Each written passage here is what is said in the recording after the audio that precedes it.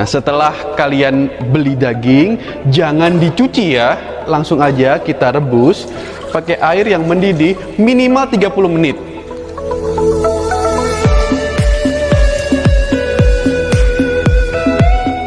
Nah, setelah 30 menit, Sobat Tani semua bisa mengolah daging sesuai selera. Dengan pemanasan internal pada daging 70 derajat selama 30 menit, itu virusnya akan inaktif. Kemudian dengan maturasi daging ataupun dengan aging atau dengan pelayuan daging selama 24 jam, di mana pH daging akan menurun mencapai 5,3 sampai 5,6, maka virus juga akan inaktif atau bahasa umumnya mati.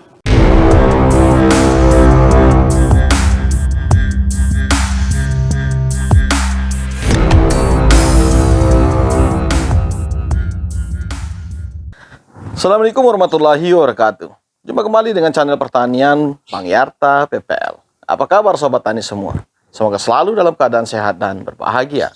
Sobat Tani semua, Food and Mouth Disease atau dikenal sebagai penyakit mulut dan kuku, istilah kerennya PMK, yang saat ini tengah marak terjangkit pada hewan ternak seperti kambing, sapi, kerbau, domba, dan lainnya. Sungguh betul-betul harus menjadikan kita sangat waspada. Di Kementerian Pertanian Republik Indonesia tetap menyarankan masyarakat melakukan penanganan dan pengolahan daging secara sempurna. Dengan harapan jika hal tersebut dilakukan, maka virus PMK ini dapat menjadi inaktif.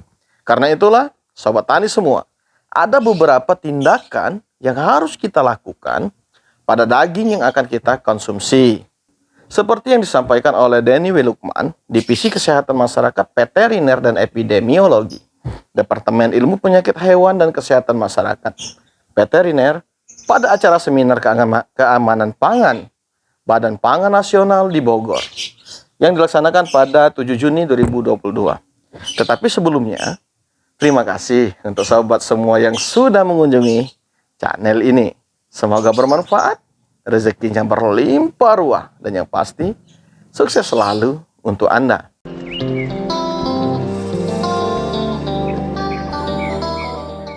Jadi alhamdulillah virus ini mudah sekali diinaktivasi dengan pemanasan. Ya, dengan pemanasan internal pada daging 70 derajat selama 30 menit, itu virusnya akan inaktif. Kemudian dengan maturasi daging ataupun dengan aging atau dengan pelayuan daging selama 24 jam, di mana pH daging akan menurun mencapai 5,3 sampai 5,6, maka virus juga akan inaktif atau bahasa umumnya mati. Kemudian dengan pemanasan sterilisasi komersial, jelas pasti mati ya. Kemudian dengan pengeringan, di mana water activity ataupun aktivitas airnya di bawah 0,85, dalam beberapa jam dia juga akan inaktif. Ya, ini hanya beberapa literatur saja, kita teruskan nanti kita diskusi, hanya sebagai pendukung. Kalau susu dengan pemanasan high temperature short time, maka virus ini juga akan mati. Kemudian kalau fermentasi, ya misalnya yogurt ataupun susu fermentasi, maka virus ini juga akan mati. Yang jelas, unggas tidak terkena. Jadi produk unggas aman. Tapi mohon maaf ini Ibu dan Bapak, karena juga pemerintah kita di daerah ini kurang sinkron kadang-kadang. Masa ada telur dari daerah yang wabah, itu dilarang masuk.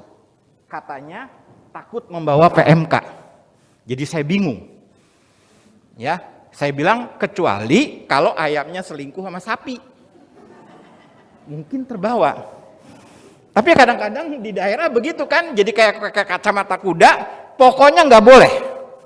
Dari daerah wabah nggak boleh masuk apapun. Kalau kayak begitu, saya bilang, mestinya juga orang atau kendaraan yang berasal dari daerah wabah jangan masuk ke daerah bebas. Ya, karena telur aja nggak boleh, daging ayam nggak boleh.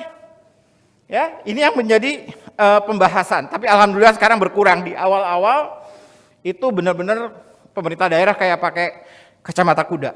Ya, tadi sudah saya katakan kalau daging yang mentah selama dia dilayukan, kemudian dipisahkan dari tulang dan kelenjar jaringan, ya, dalam waktu 24 jam, karena pH-nya sudah mencapai di bawah 6, aman. Ya, ini produk-produk olahan jelas. Nah, pertanyaannya, apakah daging yang dijual itu aman? Selama dia dipotong di rumah potong hewan, aman. Bukan aman untuk orang ya. Aman di sini artinya adalah kita tidak melihat dari virus PMK-nya, tetapi dari mikroorganisme lain dan juga dari penyakit-penyakit hewan yang bersifat zoonotik, ya. Karena tadi sudah saya tekankan, PMK tidak menular ke orang. Tapi takutnya ada penyakit lain, ya. Ini yang harus kita pikirkan. Jadi peran rumah potong hewan itu sangat penting.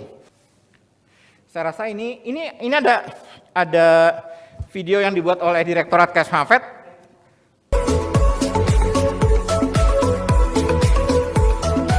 Jika kita membeli daging di pasar, pastikan daging-daging tersebut berasal dari rumah potong hewan yang proses pemotongannya itu mendapatkan pengawasan langsung dari dokter hewan. Selanjutnya, agar virus ini tidak menyebar ke lingkungan, nah setelah kalian beli daging, jangan dicuci ya, langsung aja kita rebus pakai air yang mendidih minimal 30 menit.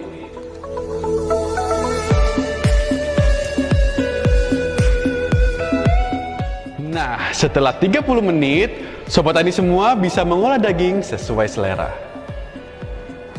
Jika daging-daging tersebut tidak langsung dimasak, Sobat Tani bisa menyimpan terlebih dahulu daging yang tidak dicuci ke dalam kulkas bagian chiller minimal 24 jam. Ada dua manfaatnya loh Sobat. Yang pertama, daging akan lebih cepat empuk saat akan diolah. Dan yang kedua, proses penyimpanan ini dapat membantu untuk mematikan virus PMK jika tercemar virus tersebut.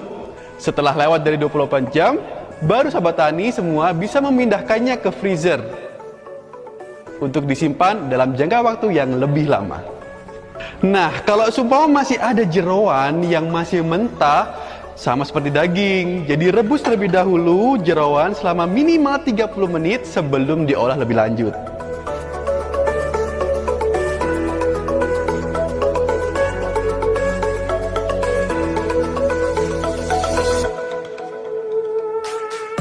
Setelah memasak, sampah-sampah kemasan daging dan jeroan jangan langsung dibuang ke tempat sampah ya. Jadi, yang kalian harus lakukan adalah rendam terlebih dahulu kemasan-kemasan tersebut menggunakan pemutih pakaian atau cuka dapur supaya virus-virus PMK yang ada di kemasan ini mati sehingga tidak mencemari lingkungan. Nah, itu tadi tips dari aku buat Sobat Tani semua. Gimana caranya kita sebagai masyarakat dapat membantu pemerintah untuk memutus rantai penyebaran penyakit mulut dan kuku ini. Saya yakin nih, dengan langkah sederhana ini, Sobat Tani dapat membantu upaya pemerintah agar Indonesia dapat kembali terbebas dari PMK.